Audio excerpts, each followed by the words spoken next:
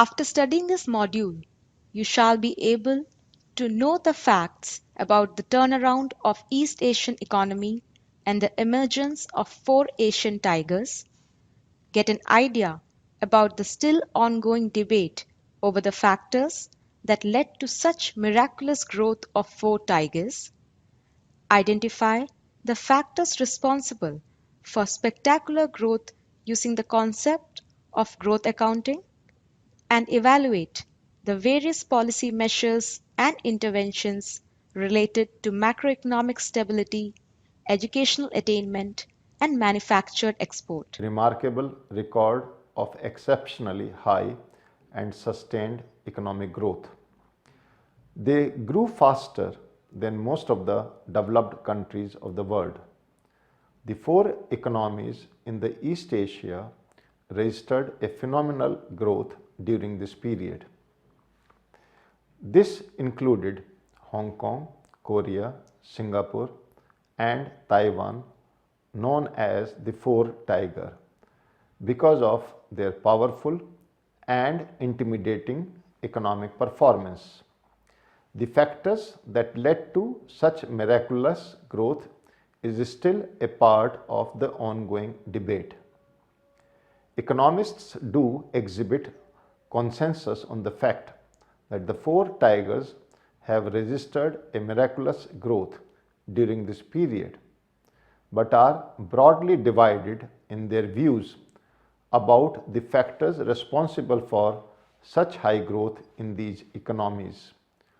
The efforts to resolve this issue is mostly based on the concept of growth accounting. The empirical evidence provided over the years suggests that such extraordinary growth does not depend on the capital accumulation and increased labor participation alone.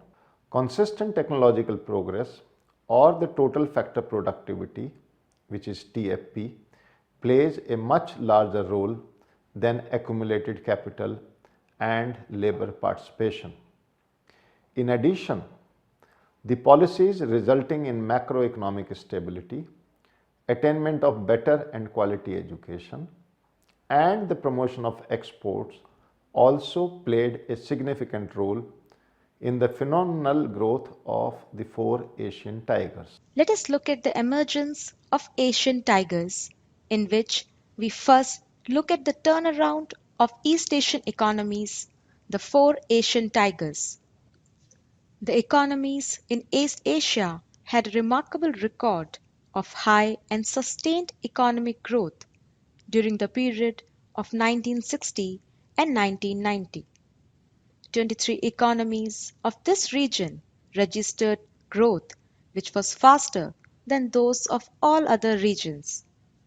This has been attributed to the miraculous growth in just 8 high-performing Asian economies, which include Japan, Hong Kong, the Republic of Korea, Singapore, Taiwan, and the 3 newly industrializing economies of East Asia, Indonesia, Malaysia, and Thailand. The phenomenon has been termed as an Asian miracle. Although Asia has become richer faster than any other region of the world since 1960, growth has not taken place at the same pace across the continent. Growth in the western part of Asia almost followed the growth rate of rest of the world, while the eastern part, which includes the 8 high-performing Asian economies, showed much superior growth rate as compared to the rest of the continent. Even these 8 economies showed variations in their growth. The 4 economies which registered a phenomenal growth during this period were Hong Kong, Korea, Singapore, and Taiwan, known as the Four Tigers, because of their powerful and intimidating economic performance. The Asian tigers successfully justified the title given to them with sustained annual growth rate of output per person well in excess of 6% over the 30-year period. In 1990, The average Korean resident was 638% richer than his parents, while a resident of non-Asian country was richer by just 72%. Evidence of miraculous growth achieved by the four Asian tigers is shown in the table, which provide the ratio of GDP in 1999 to GDP in 1950 of the four tigers and other developed countries in the descending order. These four economies constitute the top four of the list. Debate over why such spectacular growth. There seems to be broad consensus on the fact that these four tigers have registered phenomenal growth. But there is major disagreement on the reasons that led to such miraculous growth. The nature of the growth has been a widely debated issue. Economists dealing with this issue seem to be divided into two main camps. The first camp is of the accumulationists or the fundamentalists, such as Krugman 1994, who are of the view that the neoclassical process of capital accumulation is the only factor responsible for the East Asian growth. While the second camp is of the assimilationists, which includes studies of Kawai 1994, who claims that total factor productivity did play a significant role in the success of the tigers. They also strongly stress the importance of institutions and favorable government policies in Asia's growth. Such debate raise questions like, do these countries exhibit such miraculous growth as a result of an accumulation of manpower and machinery, or employing the latest technology served as a key to miracle? Is this an outcome of excellent policy formulation and implementation to perfection? How far trade played significant role in their spectacular performances, or was it some other factors responsible for their growth? These are some of the issues that could possibly highlight the factors that led to such fabulous growth of the four tigers. Growth accounting. Most of the arguments put forward to find the factors responsible for the growth of the four tigers revolve around the theoretical notion of growth accounting. The accounting method is based on labor, capital, and technology, which contribute to the production of goods and services. Labor refers to the workforce and capital refers to the buildings, machines, vehicles.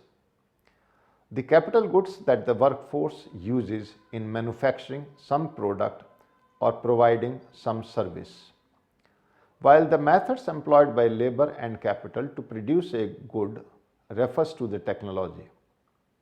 It depends on the development or acquisition of practical skills to get the job done more quickly and more efficiently. Convergence between the world economies. This would mean that the countries which were relatively poor in 1960 should have higher growth rates in the subsequent decades than those that were initially relatively rich. Figure 2 shows the average annual GDP growth rates of the 82 major countries from 1960 to 1997 as against the per capita output relative to USA in 1960. The hypothesis that the developing economies grow much faster than the developed economies holds true for the four tigers. All four of them had a per capita income less than 20% of USA back in 1960. They performed extremely well thereafter as their average annual growth continued to remain between 5 to 6% up to 1997. It is evident from the figure that the tigers had the highest annual average growth rate than any other country, and it can well be considered as significantly positive outliers.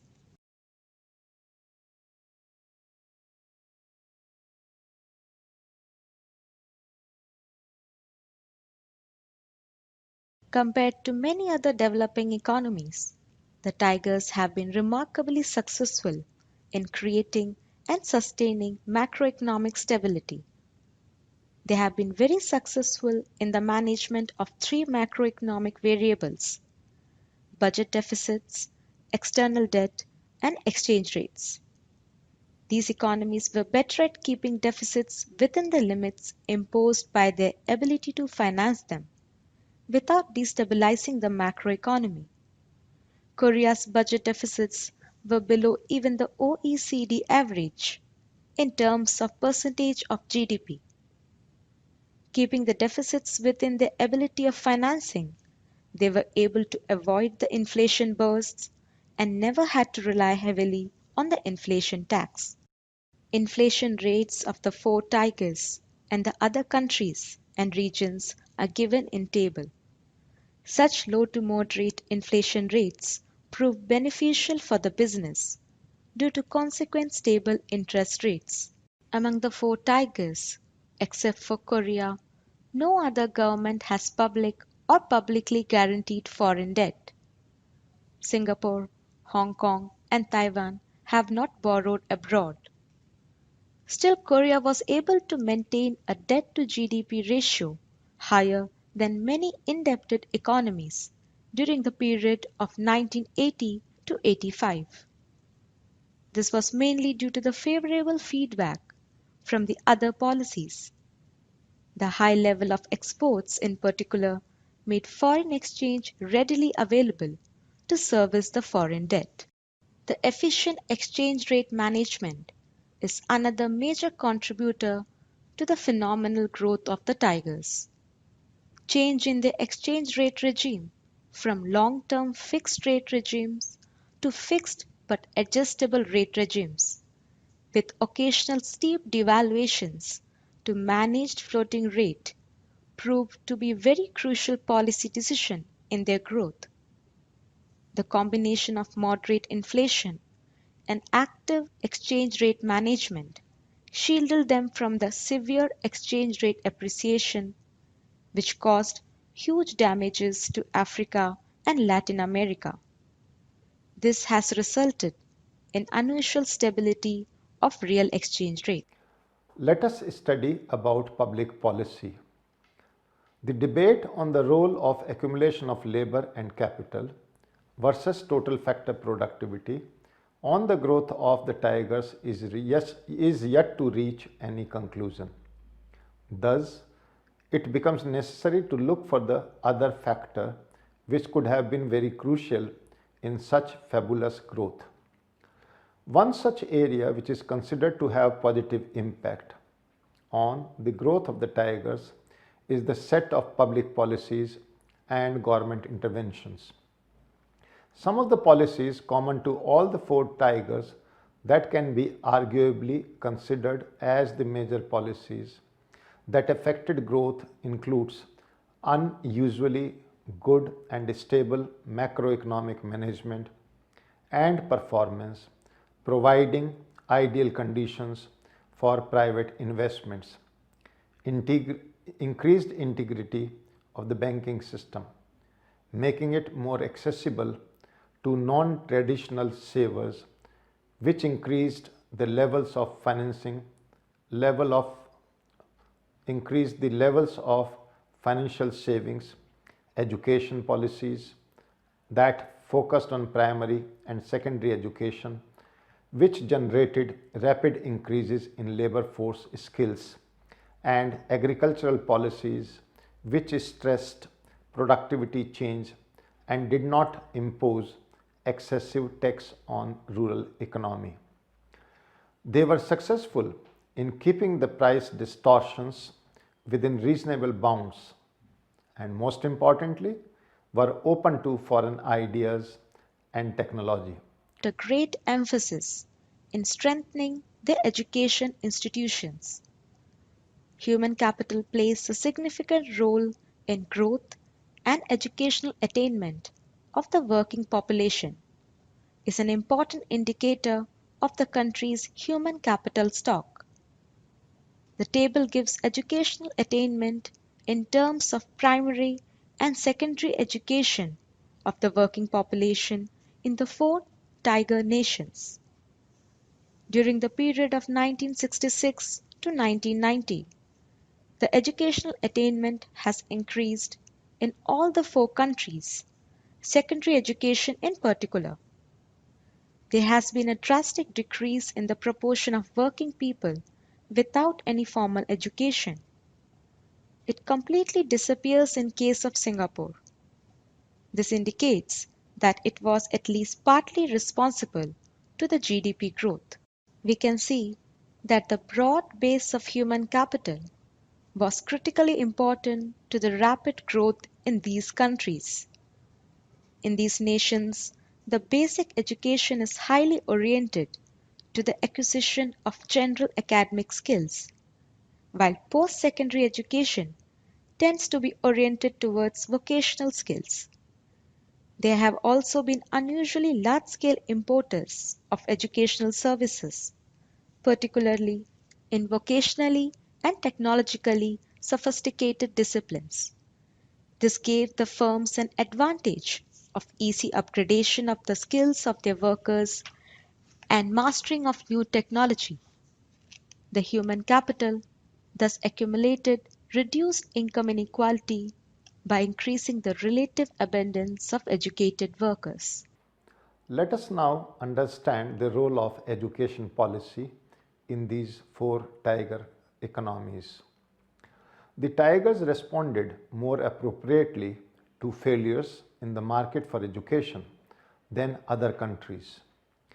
Findings of the study conducted by Pays 1994 suggest that enrollment rates are higher at higher levels of per capita income. But in case of tigers, enrollment rates have tended to be higher than predicted for their level of income. Hong Kong, Korea, Singapore and Taiwan already achieved universal primary education in 1965 itself, well ahead of the other major developing economies. The superiority of secondary education became evident in 1987 with secondary enrollment in Korea moving from 35% to 88%, maintaining its large lead in relative performance. These countries not just focused on enhancement of enrollments, but also took policy decisions to close in gap between male and female enrollment. Higher standard of educational quality expressed Shows the share of the export by four tigers in the world export and developing economies export. Figures in the table suggest that the total export of the four tigers in the world export increased from 1.5 to 6.7%, and the share in developing economies increased from 6 to 33.9% between 1965 and 1990. The share of export of manufactured goods in the world export increased from 1.5 to 7.9%, and in the developing economies, it registered a phenomenal increase from 13.2% in 1965 to 61.5% in 1990.